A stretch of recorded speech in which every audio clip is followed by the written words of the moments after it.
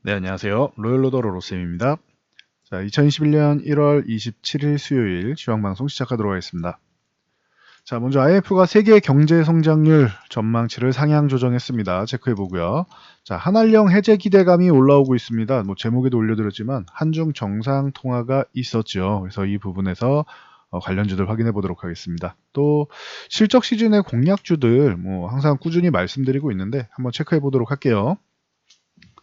자, 다우 지수입니다. 쉬고 있다라고 했는데 그냥 역시나 쉬고 있습니다. 실적 시즌이기 때문에 아무래도 이제 내일 새벽이죠. 다가오는 이제 현지 시간으로 27일이니까 이제 새벽에 발표되는 애플, 테슬라, 페이스북 같은 주요 종목들, 기술주들 이게 중요하죠. 특히 테슬라 같은 경우는 성장주들 어닝 시즌마다 이제 테슬라의 실적을 확인하는 게 너무 많이 올랐다. 근데 너무 많이 오른 거를 모두가 알고 있어요. 여러분들도 알고 있어요.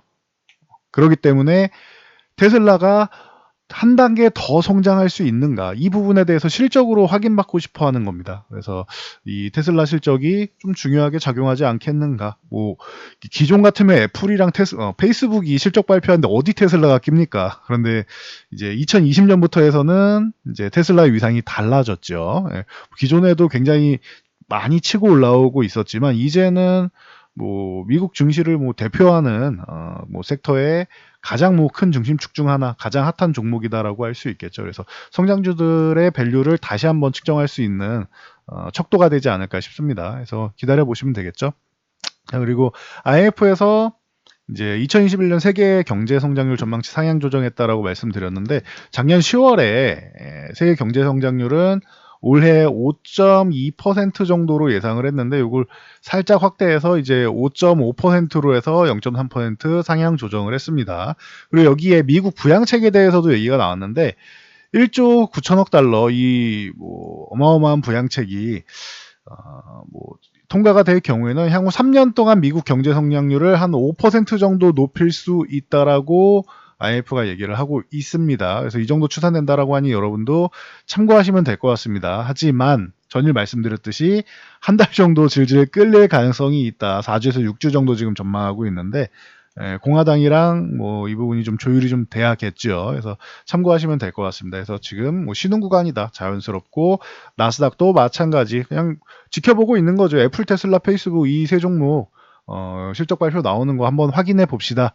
라고 기다리고 있습니다. 절대 밀리지 않고 있는데 나스닥은 정말 강한 것 같습니다. 자, 우리나라 증시 같은 경우도 이제 어닝 시즌이나 실적 발표가 계속 진행되고 있는데 그래도 우리나라도 크게 밀리지 않고 있죠. 오히려 신고가 달성하고 쉬어가는 구간인데 밀리거나 하지는 않고 있습니다. 그래서 기존에 말씀드렸듯이 너무 큰 우려감을 가질 필요는 없다. 그리고 이 수급 동향을 여러분들이 잘 체크를 하셔야 되는데 지금은 과거처럼 무조건 상방향만 원사이드하게 가져가지는 않는다. 기존에는 이제 작년에는 주식을 좀 많이 매도를 했었는데 주식을 이제는 매도하지 않는 타이밍이다 라고 말씀을 드렸어요. 지금 같은 경우에는 자, 외국인들이 11월부터 해서 주식을 매수를 하기 시작을 했다. 분위기가 좀 달라졌다라고 누누이 말씀드리고 있습니다. 그래서 외국인들이 이제 어제 오늘 굉장히 큰 금액을 매도를 했죠. 거의 2조 6천억 가까이 매도를 하면서 이제 남은 금액은 1조가 안 남았어요. 9,700억이 남았습니다. 코스피 같은 경우는. 그래서 수익 실현을 많이 좀 해 나가고 있고 그리고 이 수익 실현이 끝이 아니고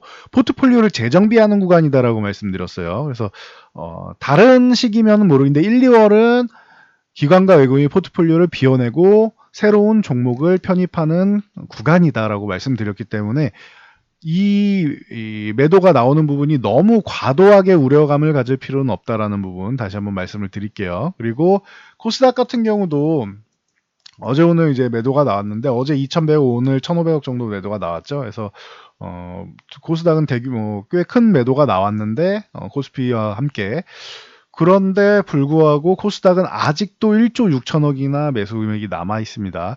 코스피 대비해서 코스닥이 수급이 더 좋다라고 누누이 말씀드리고 있어요. 그래서 이 부분 참고하시면 될 것 같습니다. 지수도 그렇게 많이 안 밀리죠. 보시면은 코스피 같은 경우도 사상 최고치 종가 기준으로 달성한 다음에 그냥 잠깐 쉬는 수준이고 코스닥 같은 경우도 보시면은 자, 사상최고치는 아니죠. 드디어 이제 1000포인트를 돌파한 다음에, 이 IT 버블 때 너무 과하게 올라온 게 있어서 그렇습니다.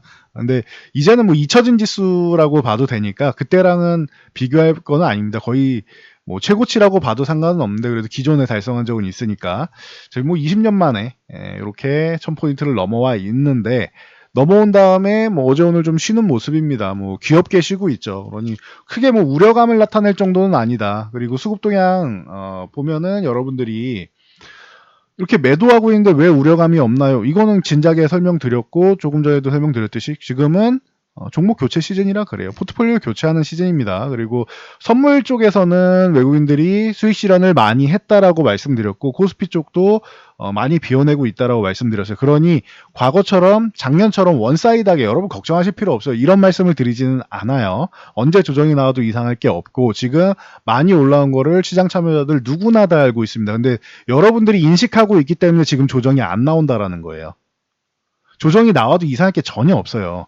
그러니까 주변에서 지금 뭐 비관론자분들이 굉장히 많으실 텐데, 그분들 말씀이 틀린 게 아니에요. 맞는 말씀인데, 지금은 학습 효과로 인해서 여러분들이 우려감을 가질 때 더 이제 조금 물량을 소화하고 살짝 더 들어주고, 물량 소화해서 살짝 더 들어준 다음에 우려감이 나올 때마다 이렇게 학습 효과로 올려주면은 여러분들이 나중에는 밀려도 그냥 사게 됩니다. 그 타이밍 노려서 강한 조정을 준다. 그래서 제가 볼 때는 아직은 아니고 한두 타이밍 정도는 더 위쪽으로 올려주거나, 적어도 횡보하면서 밀리지는 않는 시장 정도는 만들지 않을까 싶다라고, 뭐 제 예상은 그렇다라고 말씀드렸어요. 근데 언제 밀려도 이상할 거는 없어요. 근데 지금 비정상적인 시장이라서 안 밀린다라고 말씀을 드린 거예요. 비정상적인 거는 유동성 장세라서 그렇습니다. 개인 투자자분들 어마어마하게 자금이 들어오고 있다라는 거는 뭐 이미 뭐 1년 내내 들으셨으니까 귀에 못이 박히도록 들으셨죠. 그래서 수급 때문에 그런 것이고, 아직까지는 여러분들이 우려감을 가질 때 예상 범주 안에서 움직이게 만들지는 않을 거라고 봅니다. 그래서 조정은 예상 못할 때 발생시켜야 공포감도 나오고, 처음에는 이제 조금 더 싸게 나왔네 좋아하면서 매수하고, 더 싸네 하고 매수하다가 이제 고점에서 매수하신 분들 반대 매매가 일부 나오고 살짝 들어준 다음에 이제는 올라가는구나 할 때 다시 한번 내릴 거예요. 그러면은 신용하고 레버리지 이용하신 분들, 스탁론 같은 거 쓰신 분들은 싹 다 반대 매매가 한번 나올 겁니다. 그런 구간이 나올 테니 여러분들 그 레버리지 매매는 이제는 좀 자제하시라고 누누이 말씀드리고 있어요. 그러니까 참고하시고, 추후에 그런 강한 조정이 나오게 되면은, 지금은 아니어도 추후에 나오게 되면은 그 후에 다시 뭐 조금 더 이제 저점을 확인한 다음에 사용하시던지 하고, 이제는 좀 빚내서 주식할 시기는 아닌 것 같습니다. 그러니 이 부분 참고하시면 될 것 같아요. 수급 동향 자체는 주식 매도하는 거는 이제 너무 크게 신경 쓸 필요는 없고, 코스피 쪽은 약간 한 차례 더 올라갈 건 있다라고 보고 있습니다. 2월 만기까지에서는. 그러면은 한 2주 정도 안에는 한 차례 더 올라가지 않을까 싶긴 한데, 3,300 위까지는 초중반까지는 열려 있으니까, 뭐 무조건 열려 있다고 무조건 올라가는 건 아니지만, 뭐 3,200 이상이라도 한 번 정도는 들어주는 건 어렵지 않다고 봐요. 근데 안착되느냐에 대해서는 조금 더 봐야 될 것 같습니다. 그리고 지금도 언제든지 조정이 나면 2750까지는 내려갈 수 있는 시장이다. 지금 안 나올 뿐이다라는 거 다시 한번 확인시켜 드리도록 하겠습니다. 그리고 옵션 동향 같은 경우는 콜옵션 뭐 그동안 이게 적은 금액은 아닌데, 그렇다고 큰 금액은 아니지만 적은 금액은 아닌데, 이 정도면 그래도 옵션은 포지션을 만들어가고 있네요라고 해야 되는데, 기존에 워낙 뭐 괴물 같은 수급을 보여가지고 콜옵션을 너무 많이 쌓아놨죠. 그래서 지금 같은 구간에서는 여러분들이 뭐 너무 이제 뭐 옵션 동향에 신경을 쓰지 않아도 되는 그런 상황이 왔습니다. 옵션은 위쪽으로 아예 뭐 크게 구축이 돼 있기 때문에, 콜옵션 쪽은 외국인들이 상방을 보고 있고, 기관도 상방을 보고 있고, 그리고 이제 외국인들이 하방 포지션도 일부는 구축해 놨어요. 풋옵션 같은 경우도 일부는 구축해 놨는데, 이거는 해지성 물량인 것 같고, 상방 포지션이 좀 더 크다라는 것, 그리고 큰 물량인 선물 쪽은 어느 정도 청산을 보였다. 그러니 만약에 2월까지 상승한 다음에 일부는 현금을 또 만들면서 보는 게 좋을 수도 있습니다. 그러니 지금은 약간의 경계감을, 뭐 강한 조정이 나오진 않을 거라 생각하지만 약간의 경계감을 가지면서 레버리지 매매했던 것들 청산하시고, 그리고 현금을 약간 만들고 가는 것도 나쁘지는 않습니다. 그러니 전략적으로 보시면 될 것 같아요. 그리고 현금을 만들지 않아도 괜찮은 장이고 현금을 약간 만들어도 되는 정도로 보시면 될 것 같습니다. 불안하신 분들은 만드시는 거고, 그리고 대응이 빨리빨리 안 되시는 분들은 살짝 만들어 놓으면 되는 거고, 현금을. 그리고 나는 대응 잘하고 대응 당장 이렇게 대응이 안 되거나 그러지 않는다라고 하시는 분들은 그냥 주식 들고 가셔도 됩니다. 아직까지는 레버리지만 자제하시면 돼요. 아니면 올라갈 때마다 줄이시던지. 그래서 지금은 레버리지 매매를 줄여야 하는 타이밍이다 정도까지 말씀드릴게요. 삼성전자 하이닉스는 지금 휴식 구간입니다. 미국에서 필라델피아 반도체 이슈도 좀 휴식 구간이고, 그동안 많이 올라왔으니까 쉴 때 됐다라고 말씀드렸어요. 그리고 이제 하이닉스 같은 경우는 한 차례 더 올라가도 될 타이밍에 왔다라고 말씀드렸는데 아직까지는 움직임이 없습니다. 근데 삼성전자는 워낙 많이 올랐으니까, 근데 하이닉스는 제 기준에서는 조금 덜 오르지 않았나 싶어요. 그래서 삼성전자도 한 번 정도, 하이닉스 한 번 정도 더 튀어 오르면은 그 정도 되면은 이제 좀 더 쉬어야 되지 않나 싶습니다. 아직까지는 더 오를 자리가 있다라고 보고 있습니다. 특히 하이닉스 같은 경우는. 그래서 개인적인 의견이고, 투자의 개념으로 진작에 들어가서 보유하고 계신 분들은 조정이 추후에 나오던 말던 신경 안 쓰고 한 내년까지는 들고 가보셔도 된다라고 말씀드렸어요. 투자의 개념이 아니라 매매의 개념으로 저점 매수하시는 게 아니라고 하면, 그러면은 시산마에서 한 차례 더 튀어 오른다라고 하면은 비중을 좀 축소하는 게 좋지 않을까 싶습니다. 그래서 참고하시면 될 것 같습니다. 자, 그리고 애플, 테슬라, 페이스북 말씀드렸죠. 우리나라도 실적 발표 시즌이죠. 삼성바이오로직스 어제 말씀드렸는데 실적이 잘 나왔다라고 말씀드렸어요. 그래서 최근에 삼성바이오로직스 이렇게 쉴 때 여러분들 사놓으면은 편안할 겁니다. 그리고 그 84만 원 구간 돌파를 못 하고 있는데 여기 넘어가면 한 번 더 튀어 오를 수 있다라고 말씀드렸는데 실적 모멘텀으로 해서 넘어오고 있죠. 여기서 양봉 하나 더 세워주면 기존에 안착 못했었지만 이번에는 안착 가능성 충분하다고 보고 있습니다. 이건 실적 모멘텀으로 가는 겁니다. 그래서 삼성바이오로직스 안전하고, 그리고 셀트리온 그룹주 같은 경우도 누누이 말씀드리지만 지금 휴식 구간인 건데 셀트리온 그룹주도 가능성 충분하다라고 봅니다. 그리고 치료제 이슈에다가 너무 집중하시는 분들이 있는데 셀트리온 쪽을 투자하시는 분들은 치료제는 이건 단기성 재료, 저는 그렇습니다. 제 기준에선 단기성 재료예요. 셀트리온 그냥 실적이 좋아지는 것만 해도 35만 원 위쪽 넘어가고 40만 원 넘어가도 이상할 게 없어요. 제 기준에서는. 그리고 왜냐? 지금 실적 좋아지는 게 끝이 아니라 앞으로 더 좋아질 거니까 40만 원 넘어가는 건 이상할 게 없는 종목이에요. 그러나 단기적으로 지금 이렇게 급등한 게 치료제 이슈로 올라왔기 때문에 쉴 수밖에 없는 거예요. 그래서 셀트리온은 그냥 편안하게 보셔도 되는, 지금도 길게 투자해도 되는 그룹주라고 보고 있습니다. 그룹사 다 좋다라고 저는 보고 있으니 참고하시면 되고요. 물론 제 개인적인 의견입니다. 자, LG화학 같은 경우도 이제 테슬라의 전초전 정도로 보시면 되겠죠. 오늘 하락은 했지만 그동안 워낙 많이 올라왔고 약간 재료 노출성으로 좀 밀렸는데 오히려 더 밀려주면은 다시 한번 사도 되는 구간이 되겠죠. 매출이 이제 8,858억 원이고 전년 대비해서 매출은 이제 전년 동기 대비해서 19.9% 상승을 보였습니다. 영업이익은 이제 6,736억으로 6,700억대 흑자 전환을 했고요. 그리고 중요한 게 연매출이 드디어 30조를 돌파했습니다. 연매출이. 그래서 의미 있는 매출이 나왔다라고 보시면 돼요. 영업이익 같은 경우도 2조를 돌파했다라고 보시면은 그 전년도 대비해서 185% 상승을 했습니다. 그래서 꾸준히 앞으로는 이제 성장하는 회사가 되는, 그동안은 배터리 쪽이랑 해서 투자를 많이 했다라고 하면은 이제는 투자도 하지만 실제로 돈을 벌어오기 시작하고 있다라는 거 참고하시면 될 것 같아요. 올해 매출 목표는 작년보다 이제 24.1% 증가한 37조 3천억으로 지금 목표를 삼고 있습니다. 참고하시면 될 것 같아요. 이 중에서 석유화학이 14조 8천억이고 첨단 소재가 4조 4천억, 그리고 생명과학 8천원, LG생명과학 이제 합병한 거 알고 계시죠? 그리고 에너지 솔루션 쪽으로 18조 9천억, 거의 19조 되네요. 그리고 파만농 쪽에 7천억 쪽으로 예상하고 있으니까, 목표하고 있으니까 참고하시면 될 것 같습니다. 그래서 LG화학은 성장성에 대해서는 누누이 말씀드렸지만 걱정 안 하셔도 된다라고 말씀드립니다. 제가 얼마 전에도 요 LG 에너지 솔루션 분사할 때도 이게 악재가 아닌데 밀려있다. 여러분들 이건 기회입니다라고 누누이 말씀드렸죠. 66만 원 아래서는 굉장히 저렴한 가격으로 이 구간은 다 매수 타이밍이다라고 말씀드렸어요.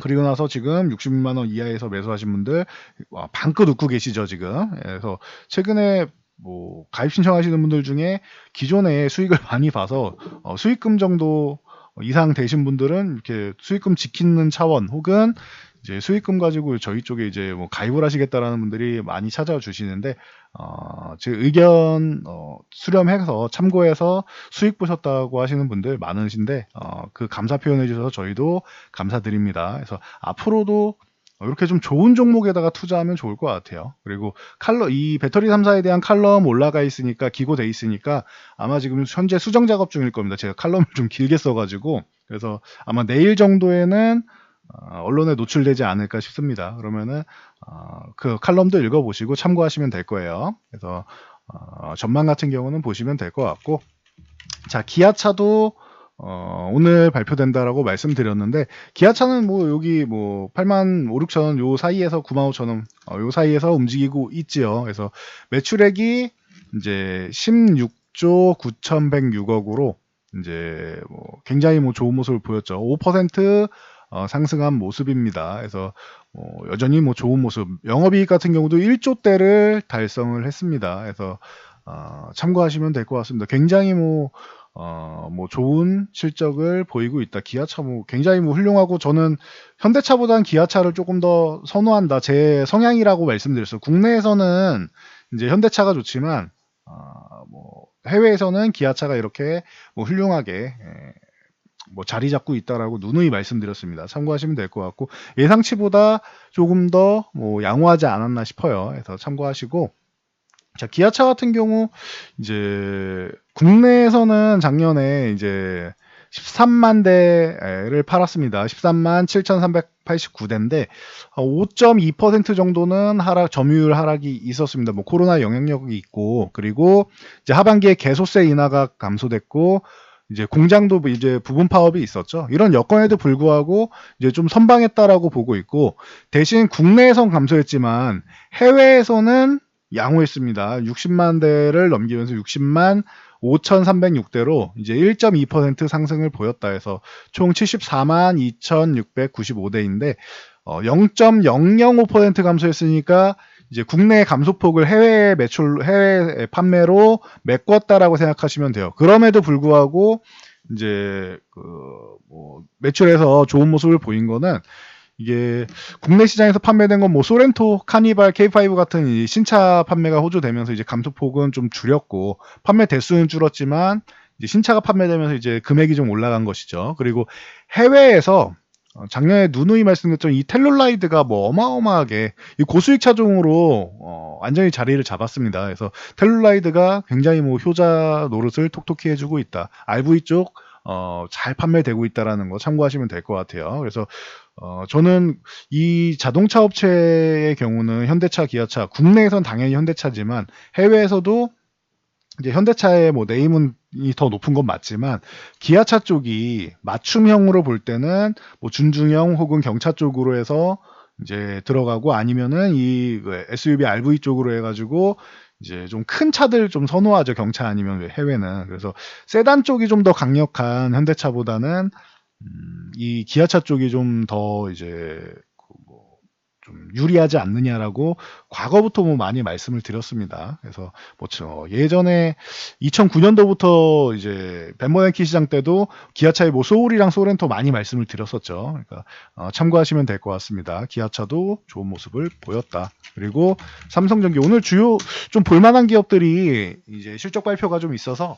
간단히 좀 뭐 언급드리고 있으니까 조금 길어져도 보세요. 자, 삼성전기 같은 경우는 매출 2조 돌파했습니다. 2조 864억으로 해서 마이너스 6% 정도 일부 감소했는데 뭐 양호한 편이죠. 그리고 영업이익 같은 경우는 2,527억으로 해서 이제 73% 증가했습니다. 그래서 딱 보시면은 매출은 줄었는데 영업이익이 증가했다라는 것은 고수익 제품들이 판매가 늘었구나라고 생각하시면 되겠죠. 순이익 같은 경우도 2,049억으로 18% 줄었습니다. 괜찮습니다. 이 정도면은 작년에 선방했다라고 보시면 돼요. 꾸준히 말씀드리지만 MLCC 쪽 언택트 시대 되면서 수혜를 받는다. 거기다가 전장 쪽 굉장히 좋다라고 말씀드렸어요. MLCC 공장 풀가동 수준입니다, 지금. 그래서 캐파가 지속적으로 이제 뭐 확대되기 때문에 뭐 이 부분 알고 계시면 되고, 천진 공장 뭐 누누이 말씀드렸는데 이제 신공장 활용한다라고 말씀드려서 지금 늘어나는 수요에 대응을 하고 있습니다. 그래서 필요한 부분에 대해서는 이제 캐파 확대 지속적으로 이제 하겠다라고 밝히고 있으니 참고하시고, 지금 5G 시대가 되면은 적어도 20% 이상의 MLCC가 더 사용된다라고 말씀을 드렸죠. 기존에 뭐 800개에서 1000개였다라고 하면 20에서 30%니까 800개에서 1000개였다라고 하면은 5G 스마트폰에는 최소로 잡아도 한 850개고, 저가형도 850개고, 보급형도, 그리고 최대로 잡으면 한 1300개까지 늘어나기 때문에 뭐 굉장히 이제 수익이 올라간다라고 말씀을 드렸습니다. 그래서 5G 시대로 이제 스마트폰 고부가가치 쪽으로 해서 수요가 증가를 하고 있는 것 당연히 뭐 좋은 것이고요. 그러니 매출이 이제 조금 줄어도 이제 그 영업이익이 좋아진 거죠. 그리고 전장용 MLCC 수주가 이제 올해 같은 경우는 20% 이상 확대될 것으로 예상하기 때문에 올해는 더더욱더 고부가가치 상품이 판매가 더 잘 되겠죠. 그러니까 참고하시면 될 것 같아요. 거기에 심리적으로 억눌려 있던 이제 펜트업 수요 확대도 예상되기 때문에 여러분들 걱정하실 필요 없습니다. 카메라 모듈 쪽은 스마트폰이 이렇게 잘 판매가 되면은 뭐 자연스럽게 판매가 늘겠죠. 갤럭시 21S 같은 갤럭시 21 같은 경우도 이제 뭐 판매 호조를 보이고 있다라고 하니까 뭐 걱정할 게 없는 것 같습니다. 그래서 편안하게 보시면 될 것 같아요. 단지 단기적으로 많이 올랐으니까 조금 쉬어야 되지 않나라는 정도 보시면 됩니다. LG 디스플레이는 뭐 간단하게만 보고 갈게요. 뭐 좋아지는 건 맞지만, 적자폭 감소되고 좋아지는 건 맞지만 제가 선호하는 종목은 아니다라고 말씀드렸어요. 근데 이거 10,000원 아래로 내려가는 건 좀 너무 과했다라고 말씀을 드렸죠. 이게 20,000원 아래 있을 종목은 아닌데 그래도. LG 디스플레이 같은 경우는 매출이 뭐 7조 4,612억으로 16% 매출이 상승했다 정도로 보시면 될 것 같아요. 그리고 영업이익 같은 경우는 전년 동기 대비해서 이제 흑자 전환했다 6,875억입니다. 그래서 흑자 전환했다라고 보시면 되고, 연간으로 따지는 게 굉장히 중요한 것 같아요. LG 디스플레이 같은 경우 영업 손실이 영업이익이 아니라 영업 손실입니다. 291억 1,600만 원인데 이게 2019년에 1조 3,600억 적자였어요. 그럼 적자폭이 크게 감소했죠. 딱 봐도 1조 3천억 이상의 적자폭이 감소를 했습니다. 그러면은 이제 최악의 상황은 좀 끝나가는구나라고 생각하시면 됩니다. 그리고 예상치로 따져도 이제 4,080억 정도니까 4천억이 넘을 거다라고 했는데 뭐 300억도 안 되죠. 그럼 예상치보다도 훨씬 좋은 실적이었습니다. 참고하시면 될 것 같아요. 그리고 투자 같은 경우는 아주 적극적으로 하기엔 좀 어려운 것 같아요. 그래서 파주 7세대 공장 같은 경우는 추가 투자 안 한다라고 하고, 8세대 공장은 IT용으로 생산 전환한다라고 하니까 참고하시면 될 것 같습니다. 올해는 이제 미니 LED 얘기 많이 나오고 있으니까 이 부분 잘 살펴보시면 될 것 같고요. 자, 실리콘웍스 LG그룹의 이제 뭐 팹리스 업체로 이제 여러분들이 LG그룹이라서 마음에 안 들면 매매 안 하셔도 됩니다. 근데 시간이 좀 걸릴 수는 있어도 좋은 종목입니다라고는 누누이 말씀을 드렸죠. 그래서 팹 쪽으로는 실리콘웍스, 파운드리 쪽으로는 이제 DB하이텍을 대표적으로 봅니다라고 말씀을 드렸는데, 누누이 말씀드렸는데, 실리콘웍스도 뭐 양호한 모습 보이고 있습니다. 매출액은 3,629억으로 이제 전년 대비해서 48.9% 상승했는데, 매출액은 영업이익 같은 경우는 줄었습니다. 247억으로 이제 1.9% 줄었습니다. 참고하시면 되고, 순이익은 160억으로 16.6% 줄었습니다. 참고하시면 될 것 같아요. 그래서 이렇게 해서 이제 매출만 좀 늘어서 이제 영업이익이나 순이익은 좀 줄었지만 기업에서는 굉장히 만족하고 있습니다. 올해 작년 목표가 연매출 1조 달성하는 것이었는데 1조는 달성을 했습니다. 그러다 보니 전 직원 성과급 600%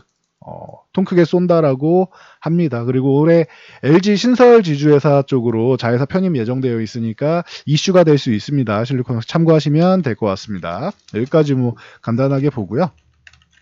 자, 대한여화 같은 경우 이제 꾸준히 말씀드렸죠. 저는 롯데케미칼, 대한유화 뭐 두 종목이 이제 이 화학주 중에서는 뭐 대장인데 LG화학은 이제 배터리 쪽으로도 많이 넘어가 있으니까 이제 LG 에너지 솔루션이 상장을 하게 된다면 그때나 뭐 따로 보면 되는 것이고, 자, 대한유화 같은 경우를 롯데케미칼보다는 조금 더 좋게 봅니다. 저는 개인적으로 좀 더 선호합니다라고 누누이 말씀드렸죠. 대한유화 같은 경우 이제 분리막 쪽 폴리에틸렌 가동률 향상이랑 뭐 올해 실적 뭐 좋아지는 거는 뭐 자연스럽기 때문에 작년에 너무 안 좋았으니까 좋아지는 거죠. 이렇게 보시면 될 것 같습니다. 그래서 계속 뭐 얘기가 나오고는 있어요. 그래서 조정받을 때 쉴 때 매매하시는 게 좋은 것 같습니다. 대한유화는 이렇게 올라갔을 때 말고 좀 쉴 때 보는 게 낫다. 참고하시고요. 펄어비스 게임주도 올해 굉장히 뭐 기대감 높다라고 말씀드렸고, 펄어비스도 뭐 붉은 사막 말씀도 드리고 계속 말씀드렸는데 벌써 이제 10만 원대에서 30만 원까지 오늘 올라와 있습니다. 텐센트가 지분을 인수하겠다는 의사를 전달했죠. 이 텐센트 투자 기대감에 대해서도 이제 뭐 관심을 모으고 있습니다. 참고하시면 됩니다. 그리고 한중 문재인 대통령이랑 시진핑 주석이랑 정상 통화를 했다라고 합니다. 그러면서 한한령 기대감이 올라왔는데 뭐 그 부분도 뭐 어느 정도 작용을 했겠죠. 거기에 텐센트 지분 투자까지 해서 게임, 엔터, 뭐 여행, 화장품 이쪽이 뭐 연관이 될 수 있는데, 게임하고 이제 엔터 쪽은 좀 뭐 엔터 콘텐츠 쪽은 충분히 가능성이 있는 것 같아요. 근데 화장품이랑 여행 같은 경우는 화장품은 조금은 나은 편이죠. 여행 같은 경우는 아직까지 우리나라 코로나 뭐 확진자 다시 뭐 500명대 나왔다라고 하는데, 이 부분이 좀 해결되기 전까지는 완벽하게 뭐 여행주 쪽은 쉽지는 않을 것 같습니다. 그러니까 참고 정도 하시면 될 것 같아요. 당분간은 조금 조심할 필요가 있는 것 같고, 그래도 이치환불 같은 경우는 뭐 오늘 멋진 모습을 보였죠. 그래서 위쪽으로 올라오다가 쉬었는데 이렇게 못 올라가고 쉬면은 이 28,000원 정도는 회복했으니까 이제 쉬는 타이밍을 좀 마무리할 때가 됐다라고 생각하시면 요거는 좀 쉬는 구간에서 보시면 되겠죠. 그리고 이제 뭐 키스트 같은 경우도 이제 뭐 최근에 뭐 과도하게 올라서 과열권까지 왔는데 오늘도 뭐 나쁘지 않은 상황을 보였고, 펜엔터 뭐 에이스토리 이런 거 많이 말씀드렸습니다. 참고하시고, 펜엔터는 추세를 예쁘게 잘 만들어가고 있습니다. 그리고 뉴 같은 경우도 추세를 예쁘게 만들고 있는데 이건 좀 너무 좀 가파르게 올라와서 이러다가 거래 정지 당할 수도 있습니다. 그냥 튀면은. 그러니 좀 휴식할 때가 좀 되지 않았나. 그리고 10,000원 위쪽은 그동안도 좀 저항을 좀 많이 보였던, 과거에도 저항을 많이 보였던 구간이기 때문에 참고하시고, 사마네트웍스 같은 경우도 뭐 함께 볼만하다. 근데 이것도 최근에 급등을 했으니까 좀 쉬는 구간 노려서 보시면 돼요. 쉬는 구간 노리는 거는 최소 일주일에서 한 달 정도 기다려 보시면은 그냥 치고 달리면 내 종목 아닌 거고, 쉬는 구간이 나오게 된다라고 하면은 원하는 가격에 기다렸다가 천천히 분할 매수하면 된다라고 누누이 말씀드렸습니다. 참고하시면 될 것 같아요.